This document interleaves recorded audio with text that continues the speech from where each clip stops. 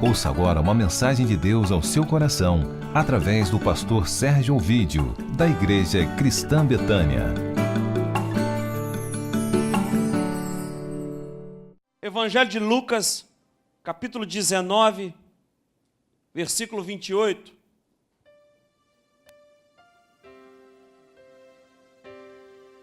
Lucas 19, 28, a entrada triunfal de Jesus em Jerusalém. Amém? E dito isto, prosseguia Jesus subindo para Jerusalém.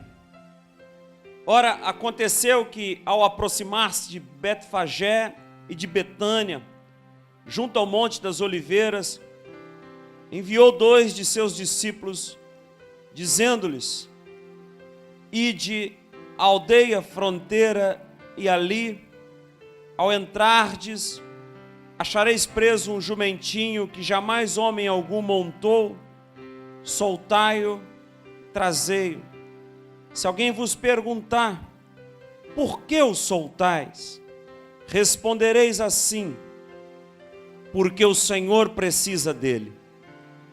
E indo os que foram mandados, acharam segundo lhes dissera Jesus. Quando eles estavam soltando o jumentinho, seus donos lhes disseram: por que o soltais? Responderam: porque o Senhor precisa dele. Então trouxeram e, pondo as suas vestes sobre ele, ajudaram Jesus a montar. Indo ele, estendia no caminho as suas vestes, e quando se aproximava da descida do Monte das Oliveiras, toda a multidão dos discípulos passou jubilosa a louvar a Deus em alta voz por todos os milagres que tinham visto, dizendo: bendito é o Rei que vem em nome do Senhor, paz no céu e glória nas maiores alturas. Ora, alguns dos fariseus lhe disseram em meio à multidão: Mestre, repreende os teus discípulos. Mas ele lhes respondeu: seguro-vos que, se eles se calarem, as próprias pedras clamarão. Esse texto da entrada triunfal de Jesus, todo o seu simbolismo, ele entra num jumento, filho de jumenta, enquanto o imperador entrava pela porta da frente do templo e as trombetas anunciavam a chegada do dono do terreno, do império, Jesus entrava pelos fundos, num jumento, num animal de carga, fazendo contraponto à arrogância e à prepotência daqueles que se colocavam no lugar de Deus. No gesto de, ao entrar montado num jumentinho, um animal de serviço, ele já está sinalizando ao mundo que veio para servir. Muitos lançavam como Messias, ele recebia o elogio, mas ele não se colocava como Messias ou um rei glorioso, poderoso. Pelo contrário, sempre que em algum momento davam a ele essa referência de ser rei, ele colocava uma rejeição, ele mostrava que não era esse o propósito. Lembrar da multiplicação dos pães e dos peixes? Aquela multidão queria consagrar Jesus rei. Você é nosso rei, para fazer isso a gente precisa do Senhor. E quando tentaram levantar como rei, ele falou assim: minha tarefa não é essa, minha missão não é esse reinado. Eu vim aqui para implantar o reino de Deus, a justiça de Deus, que tem os seus traços no serviço. E o jumentinho quer sinalizar isso. Eu sou da roça e subo num cavalo sozinho. Jesus precisou da ajuda dos seus discípulos para montar num jumentinho, mostrando a sua referência àqueles homens, a nós que os servimos. Um outro aspecto lindo desse texto são os discípulos ocultos. São os discípulos que estão às escondidas. São aqueles que nós não conhecemos, mas o texto sempre faz referência a discípulos que viviam na clandestinidade, as escondidas, as ocultas. Provavelmente falaram com Jesus: eu não vou aparecer, não vou estar na linha de frente, mas quando o Senhor precisar, conte comigo. E aqui nós temos um relato de um código. Vocês devem ir até aquela aldeia, perto da aldeia, a fronteira, e ali vocês vão achar um jumentinho preso. Olha, como é que Jesus ia saber que ia ter um jumentinho preso naquele lugar? Vocês para os seus discípulos, vocês vão achar esse jumentinho preso. Vocês devem soltar e trazer. Se alguém perguntar, o que vocês vão responder? A senha. Qual é a senha? O Senhor precisa dele. Então senha não é só nos dias atuais, já existia senha na época de Jesus. Perguntar alguma coisa para vocês, vocês vão dizer essa frase: o Senhor precisa dele. Jesus teve muitos discípulos assim, as ocultas. Vamos preparar a ceia, nós vamos pregar isso semana que vem. A preparar a ceia, vocês vão passar no pátio, vai ter um homem com um cântaro no ombro. Vocês vão falar para esse homem o quê? Aonde é o lugar que nós vamos repousar para os preparativos da Páscoa? Mais um discípulo escondido. José de Arimateia e Nicodemos. Na morte, quem estava lá? Nicodemos, José de Arimateia, discípulos que viviam às escuras, no pano de fundo da história de Jesus. Chega uma hora que precisa aparecer, que precisa sair, que precisa se mostrar, que precisa revelar-se. E aqui Jesus faz esse pedido aos seus discípulos, que fossem buscar um jumento, um animal de carga, para que ele pudesse entrar na cidade santa, no templo de Deus, na morada do Senhor, e fazer a sua denúncia.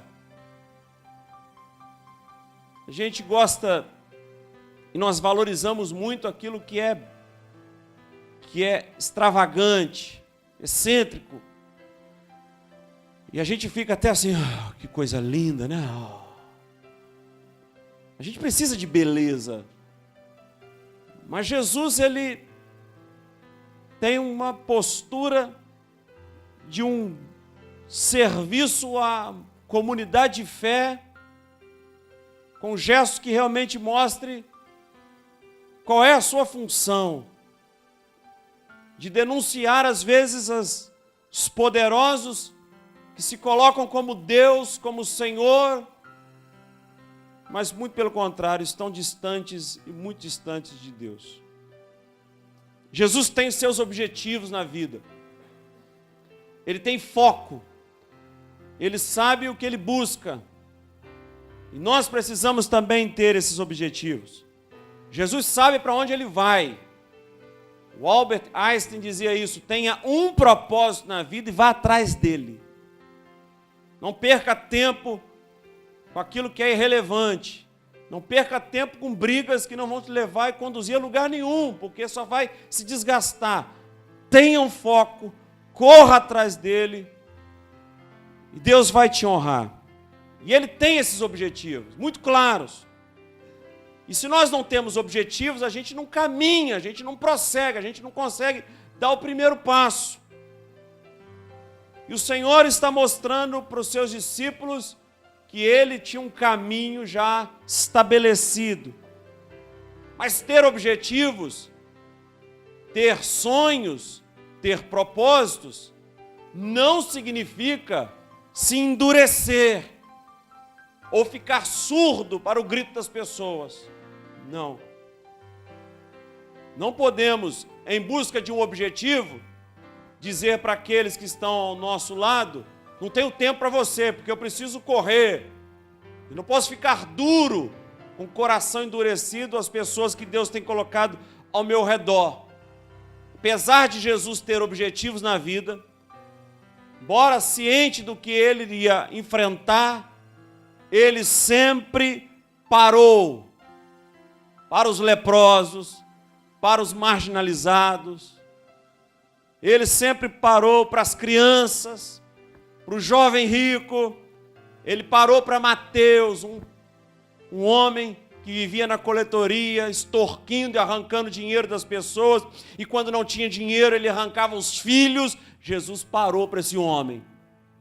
Jesus parou para nós. Veio ao nosso encontro. E nós precisamos ter essa postura. Embora tenhamos objetivos na vida, esse domingo de Ramos serve para alertar que nós precisamos parar também. Não ficar surdo ao grito das pessoas, mas estender a mão e acolher. Porque de que vai valer construir o objetivo e abandonarmos aqueles que estiveram conosco nessa caminhada? Então a gente precisa ter foco, ter objetivo, mas ouvir o clamor e ouvir o grito. Não faz sentido caminhar sem objetivo se deixarmos essas pessoas. Então precisamos seguir o exemplo de Jesus nessa entrada triunfal em Jerusalém. Embora tenha objetivos, ele parou para as pessoas. Nós desejamos muitas coisas. E embora os nossos desejos às vezes tomem até o lugar de Deus, também já desanimamos, retrocedemos, mas muitos já pararam, muitos já estão estagnados dentro das suas próprias residências nesse momento, porque já não sonham, porque já não têm mais objetivos. Nós temos que dar às pessoas, nós que temos a mensagem do Evangelho, nós que servimos ao Senhor, nós temos que dar às pessoas não aquilo que temos, mas aquilo que somos. Elas não estão esperando aquilo que nós temos, elas estão esperando aquilo que nós somos, aquilo que nós vivemos. Postei uma frase do Marquês de Maricá essa semana que é linda. A gente faz muito barulho. E fazer muito barulho às vezes significa ser muito bom. E o tambor faz muito barulho, mas é vazio por dentro. Um outro exemplo que eu tenho muito próximo da minha realidade da roça é carroça de burro. Carroça de burro vazia faz muito barulho, mas carroça de burro pesada, cheia, não faz barulho. Então nós estamos esperando aquilo que nós somos. Precisam ler a Bíblia, precisam ler essa entrada triunfal de Jesus através da nossa vida. E o Senhor para esses leprosos, para esses marginalizados, para as crianças, Ele para que possam prosseguir com Ele. Ele parou para o cego, e o cego imediatamente largou a sua capa e seguiu o Senhor. O primeiro discípulo curado que começa a seguir Jesus. Foi a viúva de Naim. Foi nesse encontro com essa mulher, uma mulher cirofenícia. Todas as pessoas o Senhor parou, embora conduzido por Deus, com seus objetivos na vida. O Senhor parou para a mulher adúltera, o Senhor parou para todas as pessoas, parou para te ouvir, para que você possa prosseguir com Ele. E o desejo dele é estar conosco. O desejo dele é viver a nossa vida. O desejo do Senhor é que não nos percamos no caminho, mas que possamos prosseguir com Ele. É mostrar retorno, é possível voltar, é possível reconstruir a vida. E o maior objetivo que nós vamos ter na vida, e o maior foco que nós precisamos dar e cumprir, é seguir a vontade de Deus. E foi isso que Jesus fez. Minha comida, minha bebida é fazer a vontade daquele que me enviou. Esse é meu foco. Esse é meu objetivo. E às vezes classificamos objetivos e focos por qualquer coisa. Qualquer coisa que apareça. E mudamos de objetivos a todo momento. E classificamos qualquer coisa por um objetivo. E basta uma frustração que a gente desencadeia ali uma série de requisitos para não seguir mais nesse objetivo. E quando classificamos qualquer coisa por objetivo, por outro lado, saímos atropelando tudo em nome desse objetivo. Eu não tenho tempo a perder com você. Cumprir a vontade de Deus. Segui-lo. Ser obediente à sua voz. Sabe como? Como Jesus. Jesus segue o seu caminho sem esperar elogios. Aprenda isso com Jesus. Segue o seu caminho sem esperar elogios. Ele não ficou esperando aplausos. Os líderes ficaram enfurecidos com ele. Você tem que mandar esses discípulos, eles devem se calar. Sabe por quê? Porque essas aclamações nunca foram dirigidas a eles. E por fato das aclamações nunca terem sido dirigidas aos líderes religiosos, eles mandam que Jesus faça com que seus discípulos fiquem calados. Sabe por quê? Porque as pessoas se incomodam com o nosso sucesso. E os líderes religiosos estão incomodados com o sucesso de Jesus. Estão enfurecidos. Eles querem fazer Jesus parar. Mande os seus homens, eles devem ficar calados. Esse povo está gritando demais. Repreende os teus discípulos no verso 39. Porque essas aclamações nunca foram dirigidas a eles. E nós fazemos parte de um grupo, nós seres humanos, a gente se incomoda muito quando é o nome do outro que é gritado e não o nosso. A gente se incomoda muito quando o elogio é direcionado para uma pessoa e não para a minha vida. Jesus não viveu esperando essas coisas, Ele fez porque era dele, da essência dele, não esperou. Jesus entra naquela cidade não pelo que ele estava ouvindo do lado de fora.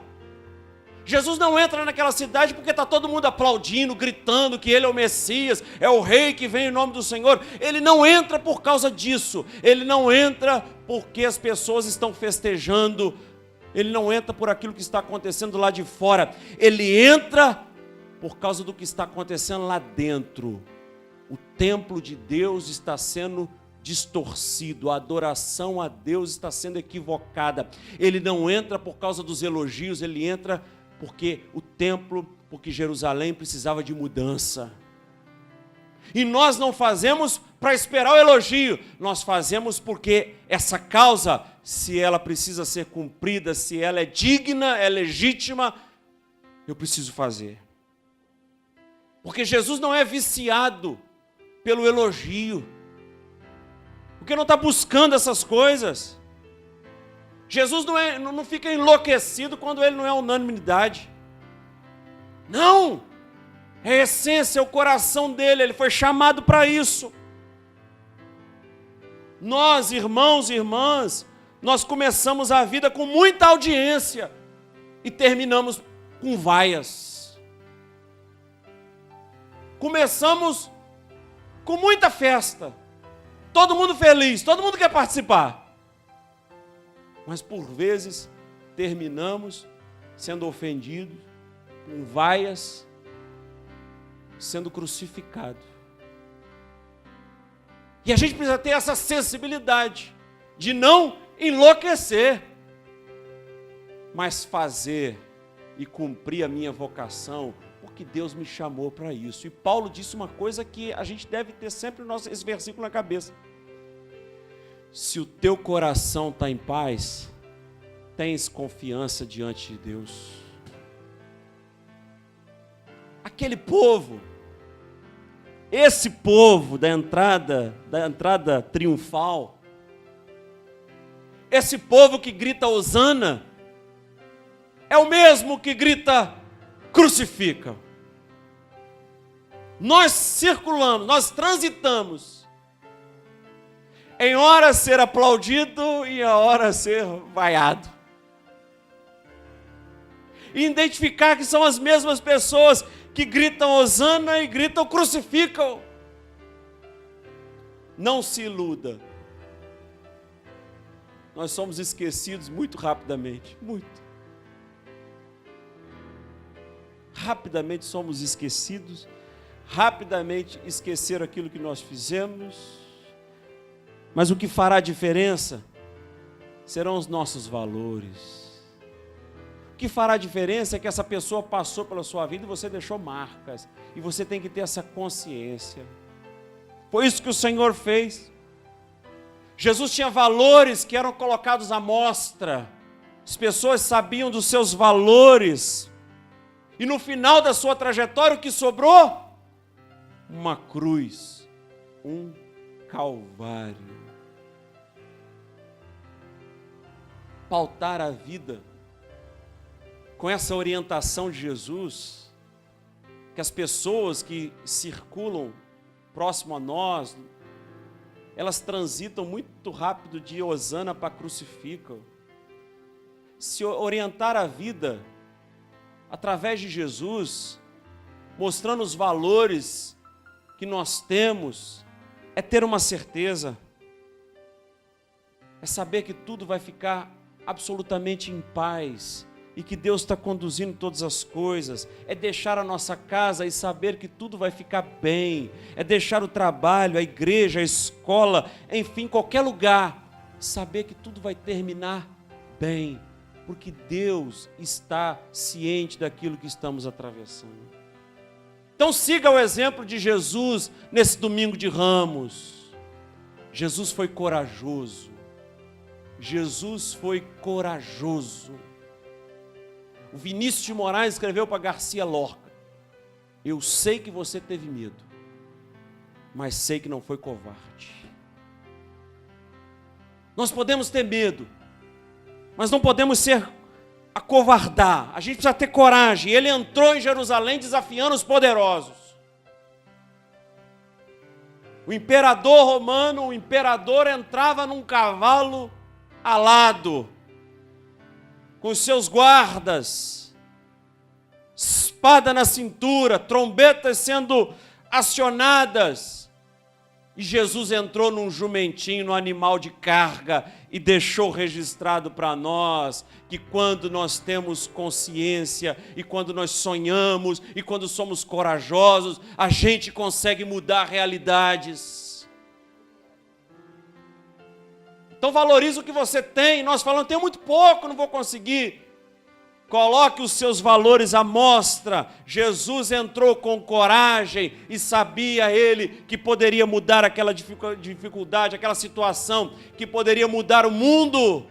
E você também, seja corajosa, corajoso. Você que me ouve, seja corajoso, corajosa, porque você pode transformar o mundo que você habita. Ao entrar em Jerusalém, a sua identidade messiânica está com toda a ênfase. E ele está desaprovando isso. E sabe o que vai sofrer. Sabe o que vai enfrentar.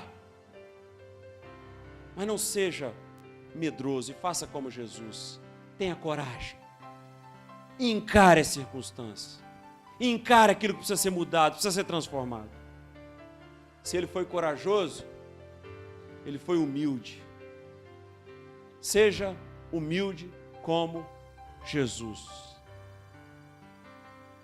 Nunca pense que se você não estiver, as coisas não acontecem. Não! Josué, Moisés morreu e agora é com você.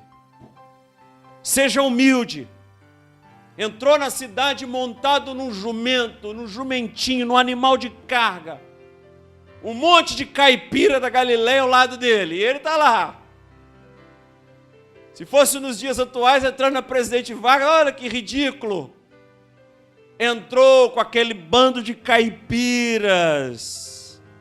Supostamente Jesus imaginou que aqueles ficariam do lado dele em qualquer circunstância, mas eles não ficaram do lado de Jesus. E o Senhor não se importou com isso. E o Senhor, depois de ser traído, ainda foi paulatinamente, pedagogicamente, trabalhando o coração de Pedro. Ele não se importou com isso. Não se preocupou em mostrar poder. Não se preocupou em estender a mão. Foi recebido pelo que ele era. E não por algo exterior que impressionasse as pessoas. Não, só desse jeito. Estou aqui dessa maneira para mandar a minha mensagem. Não quis chamar a atenção por deter o poder do céu e da terra. Muito menos o poder político. Não, Jesus não buscou essas coisas. Então seja humilde, porque a nossa falta de humildade estraga o nosso relacionamento com as pessoas. É falta de humildade que estraga relacionamento. Se ele foi corajoso, se ele foi humilde, ele foi sonhador. Essa é a terceira palavra que você vai levar. Coragem, humildade, sonhar. Seja sonhador. Jesus queria transformar o mundo. Faça como ele. Ele não vive um teatro. Ele não está querendo montar uma peça no templo, não. Ele entra com o desejo que Jerusalém mudasse, nem que se fosse por um dia, nem que se fosse por 3 dias, mas que Jerusalém mudasse. Esse é o sonho dele. Seja um sonhador e acredite que as coisas podem mudar, porque podem. Seja um sonhador e acredite que todas as circunstâncias adversas podem ser alteradas por Deus. Mas não pare. Semeie com lágrimas para colher com alegria, com felicidade. Sonhe com a transformação da realidade. Jesus está entrando em Jerusalém. Ele sonhou com isso. Quais valores nós edificamos a nossa vida? Quais valores nós colocamos à mostra? Jesus veio nos chamar nesse domingo de Ramos para sermos corajosos, humildes e sonhadores. Só assim seremos pescadores de homens e de mulheres e transformaremos o mundo a exemplo de Jesus. Só assim, com coragem, com humildade e com sonho. Jesus entrou na nossa vida para colocar no caminho certo. Martin Luther King dizia: eu tenho um sonho. E o povo ao lado dizia o quê? Sonhe mais, que nós vamos sonhar contigo. Conte os seus sonhos, eu sonho com isso. Pode não acontecer agora, mas vai acontecer porque eu sonho. Alguns dos fariseus lhe disseram em meio à multidão: Mestre, repreende os teus discípulos. Mas ele lhes respondeu: asseguro-vos que se eles se calarem, as próprias pedras clamarão. Eu quero chamar a sua atenção para essa frase. As próprias pedras clamarão. As pedras de Jerusalém, do templo, realmente clamaram. As pedras do templo clamaram, amontoadas uma por sobre as outras. O templo caiu. O templo foi destruído. Às vezes fazemos tantas coisas erradas na vida. Às vezes nos equivocamos. Tantas posturas, tantos gestos. E nós não damos ouvidos ao Senhor que entra na cidade. Às vezes o Senhor nos envia tantos mensageiros. Às vezes o Senhor fala tantas coisas e nós não valorizamos a sua mensagem. Se eles não clamarem, as pedras clamarão. E as pedras do templo foram abaixo E se nós não ouvimos a voz do Senhor, daquele que entra no templo mandando uma mensagem, por vezes terminamos olhando a nossa vida com um monte de pedras amontoadas, porque nós não demos ouvidos à sua voz. As pedras, elas não somente clamam, mas elas reclamam por nossas ações ou pela falta das nossas ações. Foi isso que aconteceu. Por não ouvir a voz de Deus e por não agirem conforme o Senhor estava lhe chamando, o templo foi abaixo, por falta de ouvir. Eu quero concluir te lembrando, sabe aquele que está entrando em Jerusalém hoje? Entrou na sua vida também. Não substitua por nada. Não transite de hosana para crucifica. Quem está entrando é aquele que pode mudar todas as coisas. É aquele que com seu exemplo nos faz corajosos. Um jovem de 33 anos que entregou a sua vida e morreu por uma causa. Não caiu de avião, não. Ele morreu, ele se doou. Ele fez essa opção, ele foi corajoso. Foi humilde. O Senhor que nós servimos nasceu numa manjedoura e morreu sem lugar para botar a sua cabeça, numa cruz. Humilde. E com seu exemplo nos faz sonhar, e sonhar com boas mudanças. Com boas mudanças. Com boas mudanças. O mundo pós-Jesus mudou. Mudou. E nós estamos aqui para continuar efetivamente com essa mudança. E mudança para melhor. As estatísticas de crentes só aumentam. Perceberam? Cada dia tem mais crente. E as coisas estão cada dia mais terríveis. Difíceis. Aumenta o número de crentes e aumenta o número de criminalidade. Mas vamos continuar sonhando. E vamos transformar essa realidade. E vamos anunciar a sua palavra.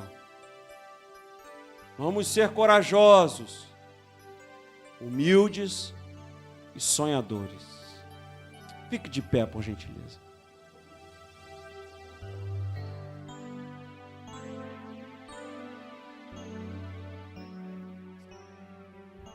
Esta manhã,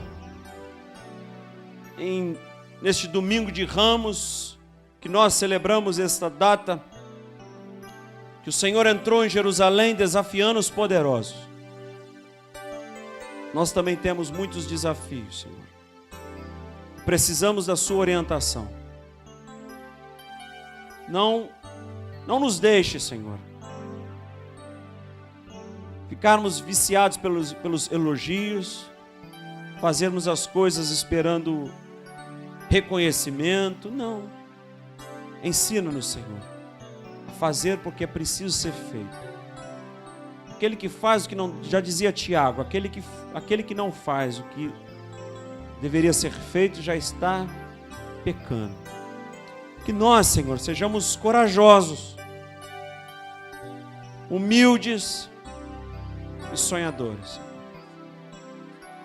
E com a convergência dessas três palavras para um objetivo único, e o maior deles, ser obediente à tua voz, à tua palavra.